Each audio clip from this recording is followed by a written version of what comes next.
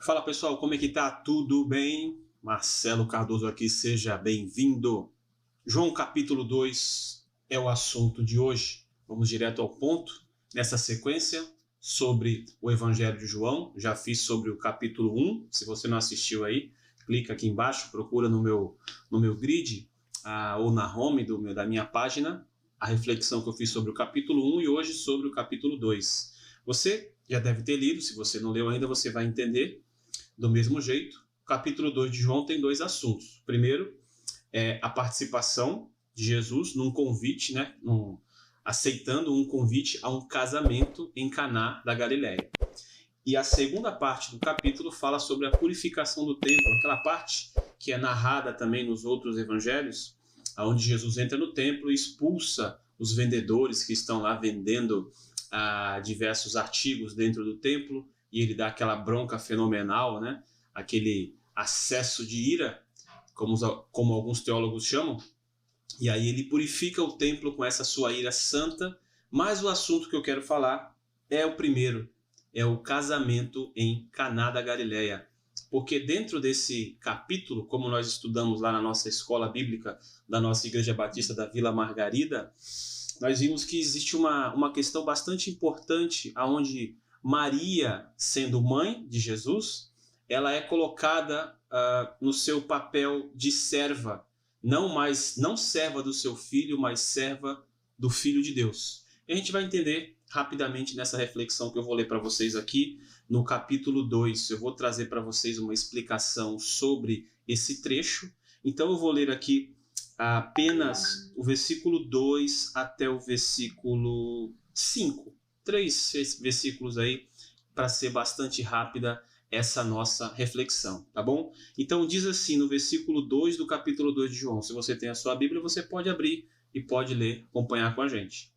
Jesus também foi convidado com os seus discípulos para o casamento. Tendo acabado o vinho, a mãe de Jesus lhe disse: "Eles não têm mais vinho?" Mas Jesus respondeu: "Por que a senhora está me dizendo isso? Ainda não é chegada a minha hora." Então ela falou aos serventes: "Façam tudo o que ele disser." Nós temos aqui uma passagem que narra Jesus num casamento típico da época lá da Judéia, da época dos judeus, né? Daquela região que é, na verdade, da Galileia. E lá ele se depara com uma situação que poderia ser bastante complicada para os noivos. O que acontece? O vinho acaba. Então, se você não sabe dessa informação, os noivos poderiam ser indiciados judicialmente. Os convidados poderiam processá-los pelo fato de ter acabado o vinho da festa. Isso era uma prática comum naquela época, dizem os nossos historiadores e teólogos. Então, diante dessa situação, onde aquela festa que durava mais ou menos 7 dias, de 7 a 14 dias, os noivos têm ali o fim do vinho antes da hora. E para que eles não passem esse vexame, não tenham esse problema, Jesus vai prover para eles o vinho. Ele vai transformar a água em vinho. Mas a principal lição desse capítulo não é o milagre, eu diria. Tem a sua importância, claro, mas sim a lição que ele traz para Maria, para sua mãe, que Maria muito provavelmente estava ansiosa, preocupada, incomodada com a situação do vinho ter acabado. Muito provavelmente ela sabia que os noivos poderiam ser indiciados.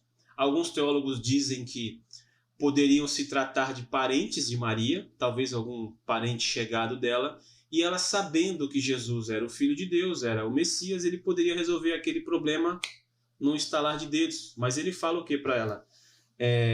"Senhora, por que está me dizendo isso? Ainda não é chegada a minha hora." Em algumas traduções, essa aqui é a Nova Almeida Atualizada, na Revista e Atualizada, por exemplo, que é uma versão que eu também gosto, diz assim: que tenho eu contigo, mulher?" Não é? Que é, na verdade, a tradução de uma expressão em grego que era muito comum nos discursos da época, nos diálogos da época. Não era uma colocação ofensiva, mas sim Jesus estava usando essa expressão para dizer para Maria o quê?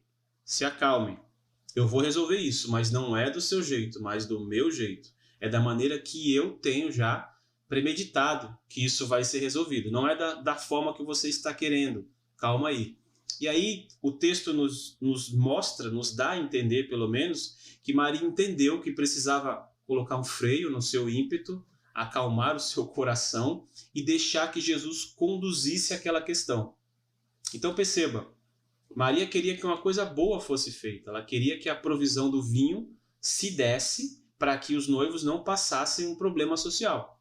Ok? Mas ela queria de um jeito que não era o mesmo jeito que Jesus queria.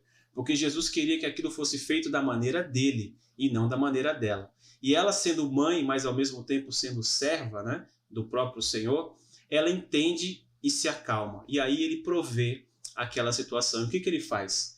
Lá tinha 6 potes de pedra, onde mais ou menos poderiam caber ali 100, 120 litros de água em cada um desses potes. Os judeus utilizavam essa água para fazer a purificação, para se limpar, né? Para lavar suas mãos, enfim, todo o ritual que os judeus tinham naquela época. E ele pede esses potes de pedra e aí ele faz com que a água que está lá dentro, que era para purificação, para a lavagem dos judeus, né? Da lavagem das mãos, enfim, dos detalhes que eles têm lá, ele transforma aquela água em vinho.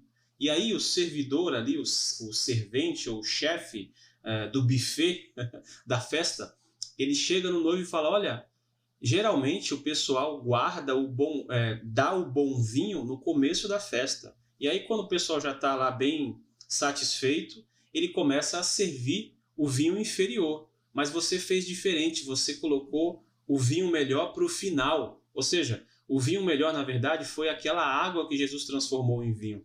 Então ele fez ainda algo melhor do que o noivo tinha programado, do que o noivo já tinha oferecido na festa. Mas eu bato nessa tecla, isso não é o mais importante do capítulo. O mais importante é entender que o tempo de Deus é diferente do nosso. Às vezes a gente quer a mesma coisa que Deus vai dar, né? Deus vai dar aquela bênção, vai promover aquela situação, mas é do jeito dele, não é do nosso jeito. Então Maria entende isso, se acalma e deixa que Jesus haja e faça conforme a sua vontade. Então fica para a gente essa lição. O tempo de Deus é diferente do nosso tempo e nós precisamos ajustar o nosso relógio espiritual para que entendamos como Deus fará as coisas, como as coisas se darão.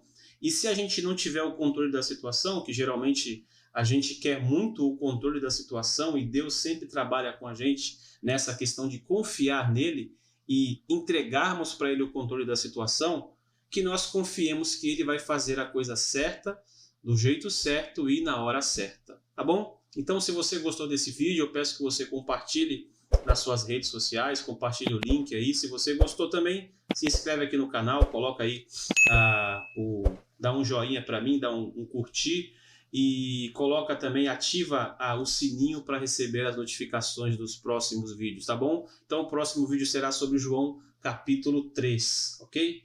Muito obrigado pela tua presença até aqui, obrigado pela tua paciência, pelo tempo que você deu aqui assistindo esse vídeo, agradeço muito e busque sempre as coisas do alto.